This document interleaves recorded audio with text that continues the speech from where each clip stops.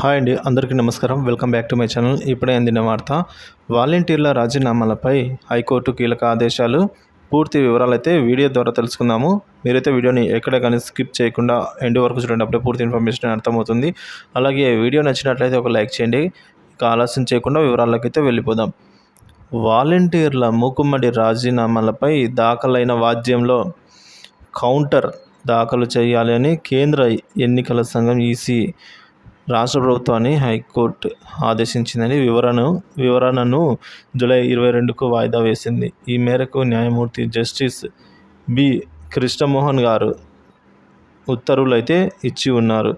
ఏపీలో మే 13న పోలింగ్ ముగిసే వరకు కూడా వాలంటీర్లు మూకుమ్మడి రాజీనామాలను ఆమోదించకుండా రాష్ట్ర ప్రభుత్వానికి ఉత్తర్వులు జారీ చేసేలా ఈసీని ఆదేశించాలని కోరుతూ భారత చైతన్య యువజన పార్టీ అధ్యక్షుడు అయిన రామచంద్ర యాదవ్ ఏప్రిల్ 22న హైకోర్టులో వ్యాజ్యం దాఖలు చేసిన విషయం తెలిసిందే.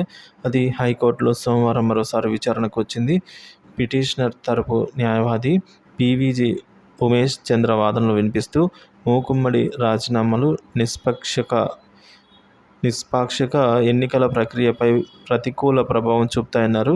గత ప్రభుత్వంలోని మంత్రులు తమను బలవంతంగా రాజీనామా చేయించాలని వాలంటీర్లు స్వచ్ఛందంగా ముందుకొచ్చి ఠాణాల్లో తాజాగా ఫిర్యాదులు చేస్తూ ఉన్నారని వైఖరి కోరాలని అన్నారు.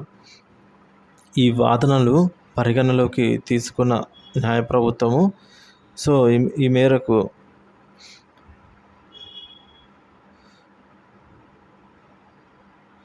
మూకుమ్మడి రాజీనామాల వ్యవహారాన్ని తేల్చాలని కోరారు. దీనిపై ప్రభుత్వం ఈసీ వైఖరిని కోరాలని, ఈ వాదనలను పరిగణలోకి తీసుకున్న న్యాయమూర్తి కౌంటర్ దాఖలు చేయాలని రాష్ట్ర ప్రభుత్వ ఈసీలను ఆదేశిస్తూ వివరణ జూలై 22కు వాయిదా వేశారని. రాష్ట్ర వ్యాప్తంగా 62,571 మంది వాలంటీర్లు రాజీనామా చేశారని ఏప్రిల్ 24న జరిగిన విచారణ సందర్భంగా ఈసీ కోర్టుకు నివేదిక అయితే ఇచ్చిన సంగతి తెలిసిందే.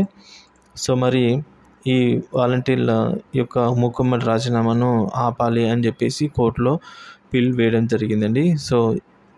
ఈ మేరకు అయితే న్యాయస్థానం